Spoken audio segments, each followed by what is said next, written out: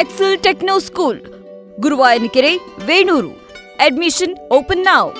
ತುಮಕೂರಿನಲ್ಲಿ ತುಮಕೂರು ವಿಶ್ವವಿದ್ಯಾನಿಲಯದ ನೂತನ ಕ್ಯಾಂಪಸ್ಗೆ ಉದ್ಘಾಟನೆಗೆ ಮಾನ್ಯ ಗೌರವಾನ್ವಿತ ರಾಜ್ಯಪಾಲರು ಆಗಮಿಸಿದರು. ಉದ್ಘಾಟನೆ ಆ ಕ್ಯಾಂಪಸ್ಸಿನ ಉದ್ಘಾಟನೆಯನ್ನು ಮಾಡಿಕೊಟ್ಟಿದ್ದಾರೆ. ಇದು ಒಂದು ರೀತಿಯಲ್ಲಿ ನಮ್ಮ ಜಿಲ್ಲೆಗೆ ಒಂದು ರೀತಿ ಪ್ರತಿಷ್ಠಿತವಾದಂಥ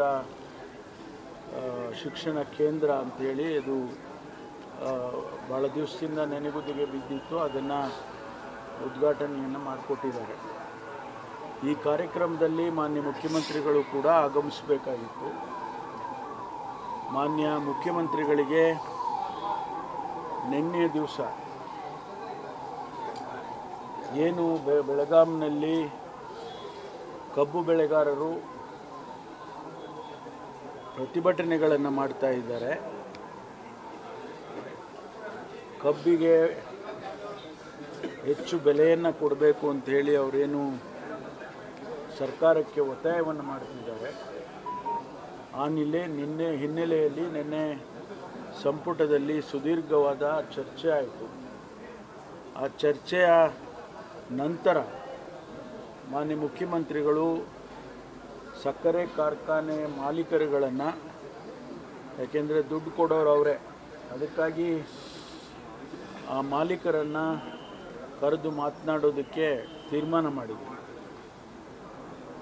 ಕೇಂದ್ರ ಸರ್ಕಾರ ಈಗಾಗಲೇ 24, 25ಕ್ಕೆ ಮತ್ತು 25, 26ಕ್ಕೆ ಪರ್ ಟನ್ ಕಬ್ಬಿಗೆ ಎಷ್ಟು ಬೆಲೆ ಕೊಡಬೇಕು ಅಂತೇಳಿ ಅವರು ನಿಗದಿ ಮಾಡಿದ್ದಾರೆ. 3,555 ರೂಪಾಯಿ ಇನ್ಕ್ಲೂಡಿಂಗ್ ಟ್ರಾನ್ಸ್ಪೋರ್ಟ್ ಆ್ಯಂಡ್ ಕಟ್ಟಿಂಗ್, ಅಷ್ಟಕ್ಕೂ ಕೂಡ ಅವರು ನಿಗದಿ ಮಾಡಿದ್ದಾರೆ.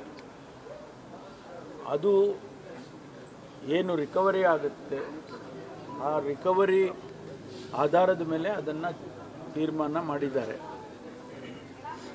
ಆದರೂ ನಮ್ಮ ರಾಜ್ಯದಲ್ಲಿ, ವಿಶೇಷವಾಗಿ ಬೆಳಗಾಂ, ಬಾಗಲಕೋಟೆ, ಬಿಜಾಪುರ ಈ ಜಿಲ್ಲೆಗಳಲ್ಲಿ ರಿಕವರಿ ಆಧಾರದ ಮೇಲೆ ಕರ್ನಾಟಕಕ್ಕೆ 3,555 ರೂಪಾಯಿಯನ್ನು ನಿಗದಿ ಮಾಡಿದ್ದಾರೆ. ರೈತರು ಈಗ ಅದು ಸಾಕಾಗೋದಿಲ್ಲ, ಇನ್ನೂ ಹೆಚ್ಚು ಹಣ ಕೊಡಬೇಕು ಅಂತ ಹೇಳಿ ಅವರು ಒತ್ತಾಯ ಮಾಡ್ತಿದ್ದಾರೆ. ಆ ಕಾರಣಕ್ಕಾಗಿ ಇವತ್ತು ಸಕ್ಕರೆ ಮಾಲೀಕರನ್ನು ಮಾನ್ಯ ಮುಖ್ಯಮಂತ್ರಿಗಳು ಸಭೆಯನ್ನು ಕರೆದಿದ್ದರು. ಅದು ಬಹಳ ಮುಖ್ಯವಾದಂಥ ರೈತರ ಸಮಸ್ಯೆ ಆದದ್ರಿಂದ ಅವರು ಈ ಕಾರ್ಯಕ್ರಮಕ್ಕೆ ಬರೋದಕ್ಕೆ ಸಾಧ್ಯ ಆಗಲಿಲ್ಲ. ಮಧ್ಯಾಹ್ನದ ಅಷ್ಟೊತ್ತಿಗೆ ನಾವು ಮುಗಿಸ್ತೇವೆ, ಆನಂತರ ಬರ್ತೇವೆ ಅಂಥೇಳಿ ಅವರು ಹೇಳಿದರು. ಆದರೆ ರೈತ ಮುಖಂಡರುಗಳನ್ನು ಕೂಡ ಇದೇ ಸಂದರ್ಭದಲ್ಲಿ ರೈತ ಮುಖಂಡರುಗಳನ್ನು ಕೂಡ ಕರೆಸಿದ್ದಾರೆ. ಈಗ ಪ್ರಸ್ತುತ ಚರ್ಚೆ ನಡೀತಾ ಇದೆ. ವಿಧಾನಸೌಧದಲ್ಲಿ ರೈತ ಮುಖಂಡರ ಜೊತೆ ಮಾನ್ಯ ಮುಖ್ಯಮಂತ್ರಿಗಳು ಚರ್ಚೆಯನ್ನು ನಡೆಸ್ತಾ ಇದ್ದಾರೆ. ಈ ಹಿನ್ನೆಲೆಯಲ್ಲಿ ನಾನು ಇನ್ನೂ ಸಮಯ ಹಿಡಿಯುತ್ತೆ, 5 ಗಂಟೆ ಆಗ್ಬೋದು, 6 ಗಂಟೆ ಆಗ್ಬೋದು, ಕಾರ್ಯಕ್ರಮ ಏನು ಉಳಿದಿದೆ, ಆಸ್ಪತ್ರೆ ಕಾರ್ಯಕ್ರಮ ಮತ್ತು ಆ ಉದ್ಘಾಟನೆಯ ಕಾರ್ಯಕ್ರಮಗಳೆಲ್ಲವನ್ನು ಕೂಡ ನೀವು ಮಾಡಿ ಅಂತೇಳಿ ನನಗೆ ಈಗ ಸೂಚನೆಯನ್ನು ಕೊಟ್ಟಿದ್ದಾರೆ. ಇದು ಒಂದು ರೀತಿಯಲ್ಲಿ ರೈತರ ಸಮಸ್ಯೆಯನ್ನು ಬಗೆಹರಿಸಬೇಕು. ಅದೇ ರೀತಿಯಲ್ಲಿ ನಮ್ಮ ಕಾರ್ಯಕ್ರಮಗಳು ಕೂಡ ಅವರು ಬಂದಿದ್ದರೆ ಭಾಳ ಚೆನ್ನಾಗಿರೋದು. ಜಿಲ್ಲೆಗೆ ಇನ್ನೂ ಹೆಚ್ಚಿನ ಅನುದಾನವನ್ನು ಕೇಳಬೇಕು ಅಂತ ಹೇಳಿದ್ವಿ, ಮತ್ತು ನಮ್ಮ ಜಿಲ್ಲೆಗೆ ಇನ್ನೂ ಹೆಚ್ಚು ಪ್ರೋತ್ಸಾಹ ಕೊಡಬೇಕು ಅಭಿವೃದ್ಧಿಯಲ್ಲಿ ಅಂತ ಹೇಳಿ ಕೇಳಬೇಕು ಅಂತೇಳಿ ನಾವೆಲ್ಲ ಮಾತಾಡಿಕೊಂಡಿದ್ದು. ಹಾಗಾಗಿ ಇವತ್ತು ಅವರು ಬರೋದಕ್ಕೆ ಸಾಧ್ಯ ಆಗ್ತಾ ಇಲ್ಲ. ಅದರಿಂದ ಈ ಕಾರ್ಯಕ್ರಮವನ್ನು, ಆಸ್ಪತ್ರೆ ಉದ್ಘಾಟನಾ ಕಾರ್ಯಕ್ರಮವನ್ನು ಮತ್ತು ಶಂಕುಸ್ಥಾಪನಾ ಕಾರ್ಯಕ್ರಮವನ್ನು ನಾವೆಲ್ಲ ನಮ್ಮ ಜಿಲ್ಲೆಯ ಶಾಸಕರುಗಳೆಲ್ಲರೂ ಸೇರಿ, ಮತ್ತು ಸಚಿವರು, ಮಾನ್ಯ ಉನ್ನತ ಶಿಕ್ಷಣ ಸಚಿವರು ಕೂಡ ಆಗಮಿಸಿದ್ದಾರೆ, ಅವರು ಇರ್ತಾರೆ.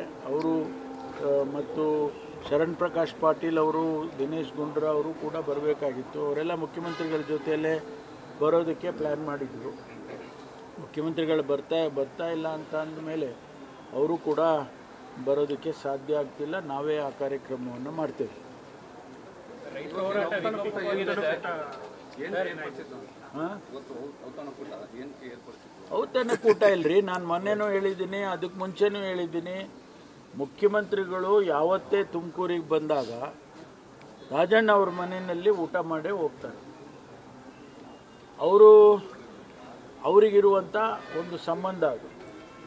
ಹಾಗಾಗಿ ನಾನು ತುಮಕೂರಿಗೆ ಬರ್ತೀನಿ ಅಂದಾಗ ಬನ್ನಿ ನಮ್ಮ ಮನೆಗೆ ಊಟಕ್ಕೆ ಬರಬೇಕು ಅಂತ ರಾಜಣ್ಣ ಅವರೇನು ಸಪ್ರೇಟಾಗಿ ಕರಿಬೇಕಾಗಿಲ್ಲ, ಅದು ಅಂಡರ್ಸ್ಟುಡ್ ಅದು.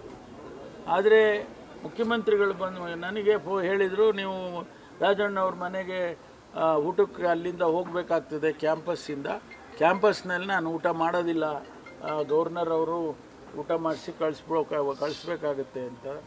ಅದಕ್ಕೆ ಆಯಿತು, ನಾವೆಲ್ಲ ಅಲ್ಲಿಗೆ ಹೋಗೋಣ ಮುಖ್ಯಮಂತ್ರಿಗಳ ಜೊತೆಯಲ್ಲಿ ರಾಜಣ್ಣ ಅವ್ರ ಮನೆಗೆ ಅಂತೇಳಿ ಹೇಳಿದೆ ನಾನು. ಅದಕ್ಕೆ ಇವತ್ತು ವಿಶೇಷತೆ ಏನೂ ಇಲ್ಲ. ನಿಮಗೇನಾಗಿದೆ ಅಂತೇಳಿದರೆ ಕಾಮಾಲೆ ಕಣ್ಣು ನಿಮಗೆ, ಅದರಿಂದ ಆ ಕಾಮಾಲೆ ಕಣ್ಣನ್ನು ನಾರ್ಮಲ್ ಕಣ್ಣು ಮಾಡ್ಕೊಳ್ಳಿ. ನಾರ್ಮಲ್ ಕಣ್ಣು ಮಾಡ್ಕೊಂಡ್ರೆ ಚೆನ್ನಾಗಿ ಕಾಣಿಸುತ್ತೆ. ಅದರಿಂದ ರಾಜಣ್ಣ ಅವ್ರ ಮನೆಯಲ್ಲಿ ಊಟ ಮಾಡೋದು ವಿಶೇಷತೆ ಏನೂ ಇಲ್ಲ. ಅದರಲ್ಲಿ ರಾಜಕೀಯ ವಿಶೇಷತೆ ಇನ್ನೂ ಕೂಡ ಏನೂ ಇಲ್ಲ. ನೀವು ನಿರೀಕ್ಷಿಸಿದಂಥದ್ದು ಯಾವುದೂ ಇಲ್ಲ. ನೀವು ಅಷ್ಟೇ ಚರ್ಚೆ ಮಾಡ್ತಾ ಇರೋದು. ಯಾರು ಚರ್ಚೆ ಮಾಡಿದ್ದಾರೆ? ನಾವ್ಯಾರನ್ನ ಮಾಡಿದೀವಿ? ನೀವೇ ಚರ್ಚೆ ಮಾಡ್ತಾರಪ್ಪ. ಹಾಂ ಇದೆ ಅಂತ ಯಾರು ಹೇಳಿದ್ರಿ? ಅಲ್ಲಲ್ಲ, ಕ್ಯಾಬಿನೆಟ್ ಪುನರ್ರಚನೆ ಇದೆ ಅಂತ ನಿಮ್ಗೆ ಹೇಳಿದವ್ರೆ ಏನಂತ? ಅಲ್ಲ, ಬರೋ ವರ್ಷ ತಾನೆ, ಇನ್ನು ನೋಡೋಣ, ಇನ್ನು ಮುಂದೆ ಇದೆಯಲ್ಲ. ಯಾಕೆ ಸಿಗ್ಬಾರ್ದು? ಅಲ್ಲಲ್ಲ, ಸಿಗ್ಬಾರ್ದು ಯಾಕೆ ಅಂತ ಕೇಳ್ತೀನಪ್ಪ ನಿಮ್ಗೆ.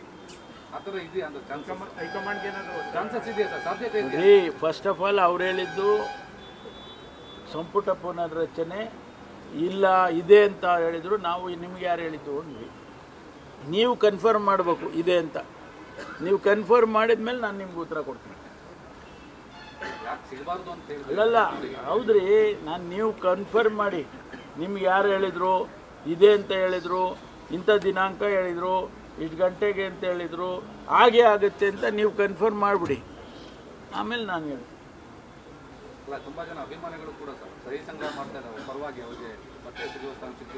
ನಾನು ಹೇಳಿದ್ನಲ್ಲಪ್ಪ, ಅದರಲ್ಲಿ ಯಾವುದೂ ಏನೂ ತಪ್ಪಿಲ್ಲ. ಆದರೆ ಪುನರ್ರಚನೆ ಮಾಡ್ತೀವಿ ಅಂತ ಯಾರಾದರೂ ಅಧಿಕೃತವಾಗಿ ಹೇಳಿದಾರಾ? ಹೇಳಿದ್ರೆ ಹೇಳಿ. ಬೇರೆ ಯಾವುದು ಪ್ರಶ್ನೆ ಇಲ್ವಾ? ನ್ಯೂಸ್ ಫಸ್ಟ್, ನಿರ್ಭೀತಿಯಿಂದ ನಿಮ್ಮ ಪರವಾಗಿ.